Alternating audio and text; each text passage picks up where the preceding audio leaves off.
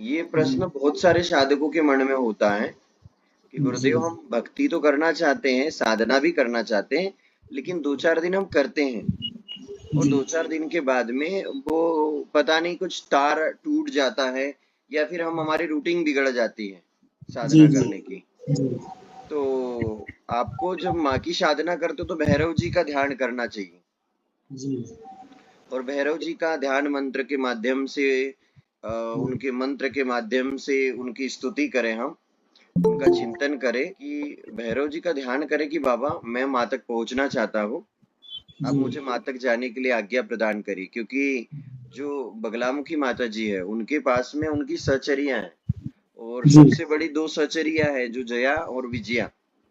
जी तो वो जया और विजया, उनको बोलते हैं बिजासन।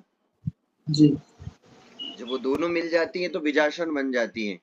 जो मुख्यमंत्री शिवराज सिंह चौहान ने जो बहुत बार सलकनपुर जाते रहते हैं, अपने जी यहाँ पे भी, यहाँ मांडवी के पास में जी बिजासनी गांव है, वहां पे माता जी विराजमान है। जी तो हम क्या करते हैं कि हमारे पास तपोबल नहीं होता है और हम माँ से मिलना चाहते हैं, जी तो वो सचरिया फिर परीक्षा लेना चालू कर देती है। जी तो यही मन को भटका देना या तो फिर शरीर के रक्त का पान करना, वो छोटा छोटा होता है। वो रक्तपान एकदम से ऐसा खून का पान नहीं करते, उसको समझना पड़ता है कि परीक्षाएं होती है हमारी। कभी रीढ़ की हड्डी दर्द होगी, कभी हमें खुजली होगी, कभी हमें ईचिंग होगी, कभी हमारा मन बार बार कुछ ऐसी चीजों की ओर जाएगा जो चीज हमें नहीं देखना चाहिए। कई बार काम वासना से संबंधित चीजों की ओर आकर्षित होगा, कई बार सुंदर सुंदर नारियां दिखेंगी, कई प्रकार से हमारा मन दुखित होता है। तो परमात्मा हमारी परीक्षाएं लेता है वो। तो उस बीच बाबा बटुक भैरव जी, जो माँ बगलामुखी माता के अंग देवता है, उनका ध्यान करें कि कर कलित कपाल कुंडली दंड पानी। कर कलित कपाल, हाथ में कपाल धारण किए हुए हैं। कर कलित कपाल कुंडली दंड पानी, कानों में कुंडल धारण किए हुए है। स्तरुण तिमिर नील व्याल यज्ञोपवीति, मतलब कि भयानक नील वर्ण का सांप है, उस सांप को गले में धारण करके रखा है बटुक भैरव जी ने। इस तरुण तिमिर नील व्याल यज्ञोपवीति, यज्ञोपवीत उसका धारण किए। क्रतु समय सपर्या विघ्न विच्छेद हेतु, जयति बटुक नाथ सिद्धि ध साधका नाम। कि जो गुरु सानिध्य में, भगवान के विरले भक्तों के सानिध्य में, दिव्य संत महात्माओं के सानिध्य में जो साधना करते हैं, उपासना करते हैं, उन भक्तों की तत्काल ही रक्षा कर देते हैं बटुक भैरव जी। अगर जैसे ध्यानु भक्त थे या तो श्रीधर पंडित थे, तो ऐसी मेरी यात्राएं 3 हो चुकी। एक अंबा माई की यात्रा की, तो वहां माँ भगवती ने बहुत परीक्षाएं ली और माँ धारोड़ वाली अंबा माई की कृपा को प्राप्त किया, उनके भजन बनाए, उनके स्थान को आज पूरे बैतूल जिले में लोकप्रिय कर दिया। तो पूरे क्षेत्र में आज अंबा माई का स्थान विख्यात हो गया। उसके बाद धामन गांव के रेणुका माता जी का भी अपन ने कार्य किया, माता जी ने बहुत परीक्षाएं ली। तो उसके बाद में ताप्ती जी का भी कार्य हमने किया, अभी ताप्ती जी का भी बहुत सारा वो किया। तो इन 3 यात्राओं के बाद माँ भगवती तक पहुंचा मैं। तो परीक्षाएं तो लेती है परमेश्वरी, उन परीक्षाओं में हमें पास होना है। और जैसे कि आपका प्रश्न था कि मैं साधना तो कर रहा हूँ, 2-3 दिन साधना तो करी मैंने, या फिर मैं करता भी हूँ, लेकिन फिर थोड़ा सा बैलेंस बिगड़ जाता है। तो उसको समुद्र मंथन की तरह देखो कि पहले जो साधना नहीं कर रहे थे तो सांप की मुंह की ओर थे, फिर पता चला कि नहीं, मंथन अगर करना चाहिए तो गुरु सानिध्य में करना चाहिए। तो देव ऋषि नारद ऋषि की कृपा से गुरु मिले तो पूछ की तरफ आ गए वो। फिर उसके बाद में मंथन करने के लिए समुद्र को फिर वासुकी नाग लगाया और फिर मंथन करना चालू किया। तो मंथन तो कर रहे हो, लेकिन वो डूब रहा है पर्वत। तो गुरु और इष्ट और ध्येय, लक्ष्य साधना, ध्याता और जो हमारा लक्ष्य है उसकी ओर, कि मैं गुरु की वाणी और मेरा इष्ट। तो गुरु, इष्ट और लक्ष्य वो, त्रिलक्ष्य मतलब कि गुरु ने वाणी दी है तो इष्ट और इष्ट से मेरा जो लक्ष्य है वो, तो गुरु इष्ट और उद्देश्य की ओर जब तुम्हारा मन कंठस्थ कर लोगे कि मुझे ये करना है तो करना ही है, जब अनुष्ठान करोगे तो उस बीच हठ योग का प्रयोग किया जाता है। जैसे कि माता रानी मैं इतने हजार का मंत्र जाप करूंगा तो फिर मुझे उसको करना ही है, 8 दिन 3 दिन 4 दिन 5 दिन, तो फिर उस समय उस चीज का ध्यान करो कि रघुकुल रीत सदा चली आई, प्राण जाए पर वचन न जाए। अगर मैंने अपने आप से वचन लिया है कि मैं इतने मंत्र का जाप करूंगा, मैं इतने संकल्प को पूर्ण करूंगा, तो मुझे 100% करना ही है। मतलब कि जब हमारा भी साधना का दौर था, तो साधना के दौर में मैं जब संकल्प लेता था कि मुझे इतनी माला करना है, तो फिर उतनी माला में जाप करता ही था। हाँ, कई बार ऐसा होता है कि कुछ थोड़े विघ्न बाधाएं आ जाती हैं, तो फिर ध्यान को केंद्रित करने में समय लगता है थोड़ा सा, लेकिन फिर अपन पुनः माता भगवती से प्रार्थना करते हुए, नमन करते हुए हम आगे बढ़ सकते हैं।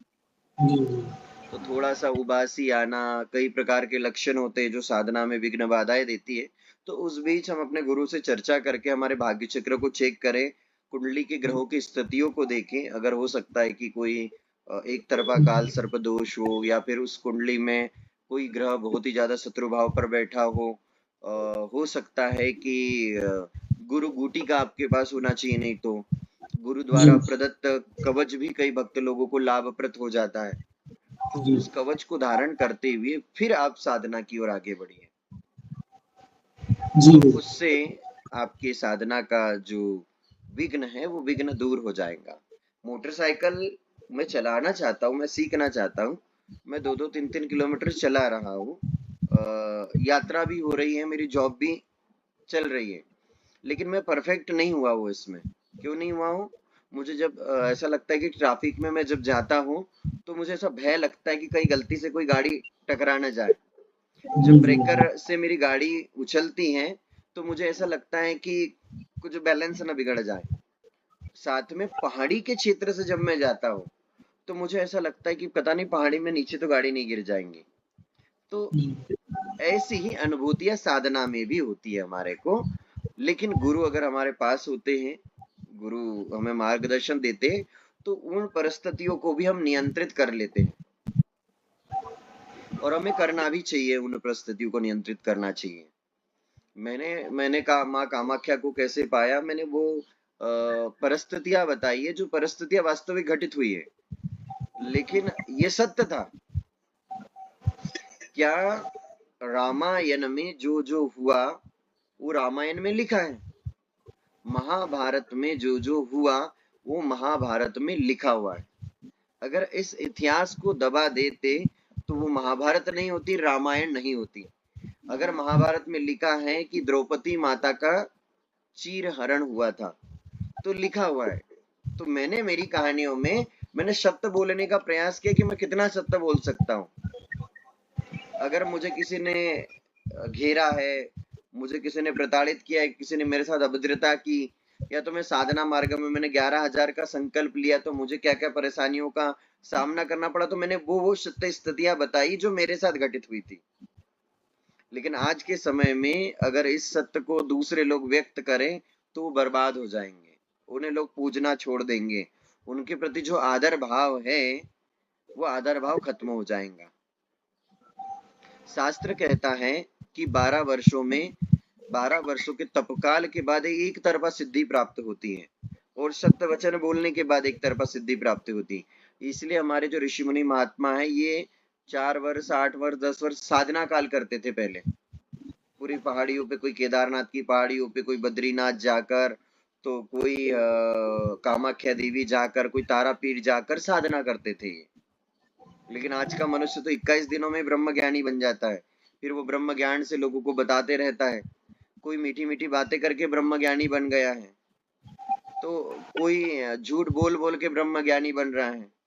तो ये जो लोग अगर सत्य का आभास कर दे कि वास्तव में मेरे जीवन में शिव की कृपा कैसे हुई, कृष्ण जी की कैसी कृपा हुई, राम जी की कृपा कैसे हुई, हनुमान जी की कृपा कैसे हुई, तो आपको भ्रम हो जाएगा कि ये साला ये तो झूठ बोले, ये तो 24 घंटे हमको बताते रहते। क्योंकि जो जिसका भक्त है, जैसे कि किसी माँ बगलामुखी माता जी के साधक को देखना है आपको, तो साधक जब भी कोई कार्य करेगा, उसके अंदर के एक विशेष गुण को आपको देखना है कि जो भी बगलामुखी माता का ओरिजिनल साधक होगा, उसकी ओरिजिनलता आपको कैसे प्रदर्शित होगी कि वो जैसे ही उस परमेश्वरी के सामने जाएगा, तो सबसे पहले परमेश्वरी का ध्यान करेगा कि ओम मध्ये सुधाब्दी मणिमंडप रत्न वेद्याम सिंहासनोपरगताम परपीतवर्णाम पीताम्बरावरणमाल्य विभूषितांगी देवी भजामि धृतमुग्धर वैरिजिव्याम